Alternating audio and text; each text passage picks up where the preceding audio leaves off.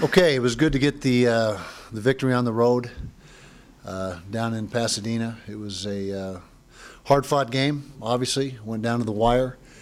Proud of the way our guys played. They hung in there for the full 60 minutes, which is what we needed to do. We knew that going in, that it was going to be a situation where we had to play well for the full 60. There was no margin for error, and so they did that.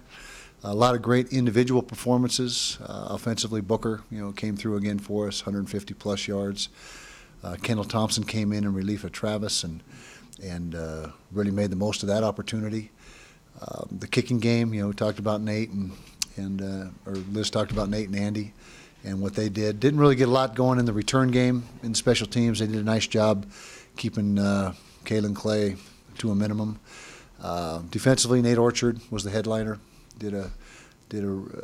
Was in the backfield all night long, and the front seven in general, the whole defense in general. It was a good job by the defense, good effort, and like I said, proud of the way they played. Good to get the win, and we are now into bye week number 2, and then it'll be Oregon State after that. So we had a good idea of his capabilities when we watched his junior college tape. He was really a productive.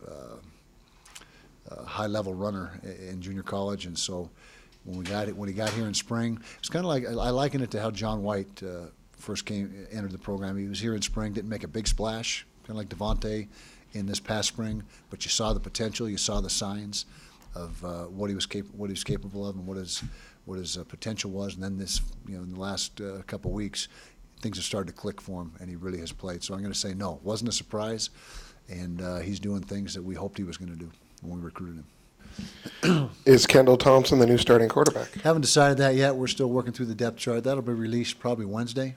What's today? Monday, Wednesday. And but he's made a strong case for himself, obviously, and coaches are in there right now evaluating. We got here early in the morning and have been at it for several hours. But it's obviously an important decision, and we want to make sure we do everything we should do in evaluation-wise and come up with the right answer. And we'll do that, like I said, in the next 48 hours. Can you give us any kind of update on Tevin Carter? Do you hope to have him back for Oregon State? We hope so. It's he's struggled with some things this year. You can see, he's an impact player, and when he's on the field, he makes his presence known. He had the interception for a touchdown, another tackle for loss. On a separate play, and so he's a guy that is really an impact player for us, and I'm going to be optimistic again this week and say, that he's going to be available in 10 days, but that's not known for sure right now. Against Washington State, we saw Marcus Williams play at safety in relief of Tevin Carter, and then this last week it was Andre Godfrey. Mm-hmm. So if Tevin Carter isn't able to go, are we looking at Andre Godfrey or Marcus Williams? Most likely Andre Godfrey, and Andre wasn't available. He was available. He wasn't at full strength back when Marcus played for Tevin, and Marcus did a nice job. They're both true freshmen, and both have a lot of upside and a lot of talent. Very pleased with how Andre played in this past game. He stepped in when Tevin went down, and we really didn't miss a beat as far as assignments and being where he was supposed to be when he was supposed to be there. And thought he handled that situation for a true freshman thrust into that scenario. I thought he did a nice job. Yeah, it was interesting weekend overall, but right now I think everybody in the North has a loss. I think there's only one team in the South, Arizona. I think Arizona's the one team in the conference that doesn't have a conference loss, and so it's interesting to say the least. And I'm sure you're going to hear a lot of rumblings about the 9-game schedule, because everyone's beating each other up is what's going on, and so right now it's wide open. I don't think there is a clear-cut favorite in either division, and it could be real exciting. We'll see how it unfolds. But is there any thoughts to going that way, just given there's a zero chance of that right now in my mind, and I haven't changed my stance on that. I guess anything's possible, but that's not in our mindset right now at this point in time. When you talked about when Wilson was the defendant, started talking about Thompson getting time, though, do you see a situation if Thompson were the starter that you would have a package for Wilson, though? We're working through all those possibilities right now. My guess is it's a long season. You'll get 7 more games, and very difficult to get through in a season with just one guy. Anyways, just from an injury standpoint, and so we'll see what happens. But my guess is we'll need them both. All right, and then I was going to ask you about returning to the rankings for the first time in several years, what that means for the program, and did that come as a surprise? Surprise, not really. UCLA was highly ranked, and when you beat a highly ranked team, and you're in the position we were in, where I think we had got some votes last week, although we didn't crack into the top 25. So, not a big surprise, but proud of our players, and it's a good way to recognize their efforts and what they've done so far this season. Can't dwell on it, get hung up on it, get excited about it, because there's a lot of football left. But it's a nice recognition for our players, and something they've definitely earned to this point in the season. We saw how Kendall ran the ball. How confident are you in his ability to get the ball downfield? You've talked about your concern about the passing game being effective, throwing the ball 20 yards plus. Well, very confident. He hit that long one to Drez. Drez made a spectacular catch, but Kendall put the ball in a place where it gave him an opportunity to make a play. And Kendall was 10 of 13 Saturday night with 2 drops. So actually, he was on the money 12 out of 13 times, and so. No, we have no reservation about Kendall throwing the football at all. We think he's very accurate. When you look at what happened with Taysom Hill this weekend and Chucky Keaton obviously out as well, do you worry at all about building your offense or relying on a guy like Kendall who's in that sort of same mold? Well, Kendall's a dual threat guy, and that's really the way football is evolving is the dual threat quarterback. That's becoming more and more prevalent every single year. In fact, right now I'd say it's probably the vast majority of the teams are trying to find that guy if they don't have him already. And so the answer is no. I mean, you got to do what you got to do to move the football. You want to be smart. You want to take as many hits off a quarterback as you can. But if you're a dual threat, you're a dual threat. You're going to pull it down and run a portion of the time, and you're going to have some pure QB runs dialed up for you a certain portion of the time, and that's what makes the spread go. If you got a quarterback that is truly a dual threat guy, and the defense has to respect both elements, then that's the best case scenario for you. Well, the short answer is it was give Kendall an opportunity and see what he did with the opportunity. And so it wasn't, okay, Travis, you're done, sit down, Kendall, it's your deal. And we had talked about this earlier in the week where we'd sputtered the last 2 weeks offensively against Michigan and against Washington State and hadn't been real consistent. And the plan was going in that if we didn't see some consistency early, give Kendall a shot. He's earned it. He does well in practice. He's a dynamic player, and we thought that hey, if you got a chance for someone to spark you, let's take a shot at that. And when Kendall came in, the first series was another 3 and out, but after that we started moving the football, and it was very apparent at that point in time that we wanted to stick with the change. Kyle, you've referenced the drops with the receivers. It's been a problem for a couple weeks. How do you balance out addressing it and hold them accountable, your favorite word, and how do you not put it in their heads so that it's stuck there? Yeah, you dwell on it too much, it becomes a self-fulfilling prophecy, and it seems to compound the problem. And so we're just going to do some extra things in practice, and they're already working hard in practice, ball machine before and after, and as well as things that we have structured in the body of practice. But there's some things we're going to do to try to increase the level of focus and concentration on just making the catch, catching the football, and there's some things that we have in mind, and so we'll address it. But like you said, if you harp on it too much, then I think you start to go the other way and start to get even more negative results. Well, we really like our front. I said that. I've been saying that for 10 years. The defensive front has been a strength of ours and a strong suit for a lot of years.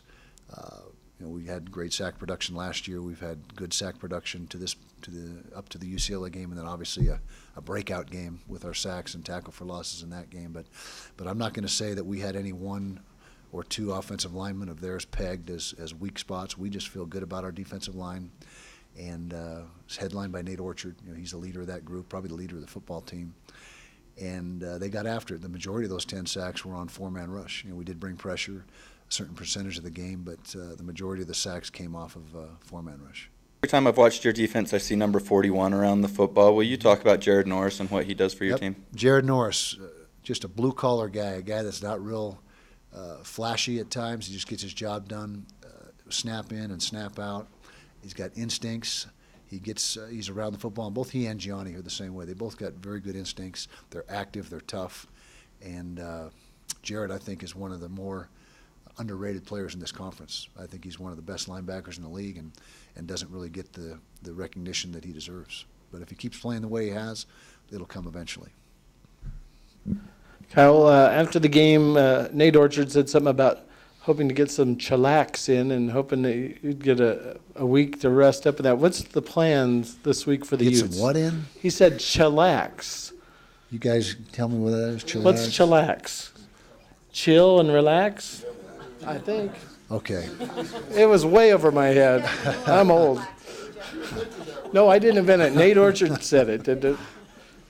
And I was afraid Okay. to ask him what it meant. So. Well, probably referring to the bottom, the bye week and getting some downtime, which we will do. That's what he was. Now, this is a little bit different bye week. We have a Thursday contest rather than a Saturday contest, and so that makes you structure the bye week a little bit differently. And the downtime, rather than coming towards the end of the week, comes early in the week. So they'll come in today and watch the film. You get a good weight room session, and then we'll give them a couple of days off and get started on Thursday on the field for Oregon State.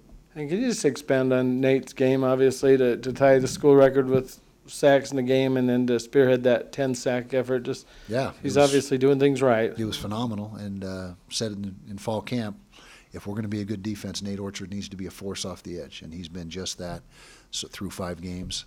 And we felt going into the season he could be one of the best edge players in the Pac-12, which I think has been proven so far this season.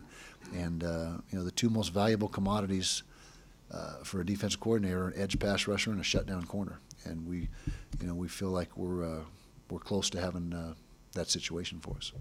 Can you talk a little bit more about Lecca getting the start and sort of what went into that decision and what you might do going forward? Well, he's a guy that we've been very high on ever since he arrived on campus when we saw him in the first few practices.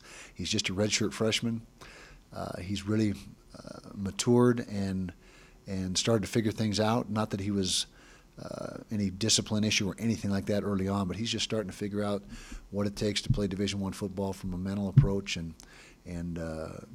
doing things the right way all the time on the field, in the meeting room, focusing and concentrating, and we felt it was the point in time where he was ready to take that next step and get significant playing time, which he did. He played virtually the entire game and played very well. He was a big time plus for us in that game, and it's one more quality lineman on the football team, and that we feel is obviously going to be a big contributor.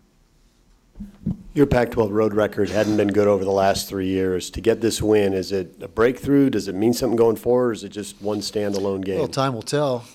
For certain, it's a big plus for us to get a road win with a team of the caliber of UCLA. I mean, that's a good football team. They got tons of talent. They're loaded.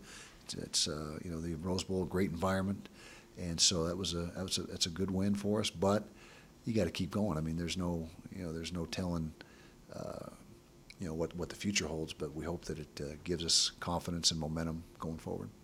You also haven't been able to win early in a season, so you've been out of a Pac-12 race really before there is a race. So to have a win in Southern California and have everybody have one loss, how does that impact recruiting for a few weeks here? Well, recruiting, you work your tail off in recruiting all the time, but the best thing to bolster recruiting is winning. There's no doubt about that, and to win in a real hotbed of ours, the footprint of our recruiting, Southern California being one of probably the 3 main areas that we do recruit. That's a big plus for us, and we were able to get out and see a couple guys while we were on our trip there. I had some coaches go out and watch games, but that is big in that regard. I mean, recruiting is what it's all about, and to be able to have plus it was on national TV, national ESPN game on a big stage like that certainly will give a boost to recruiting.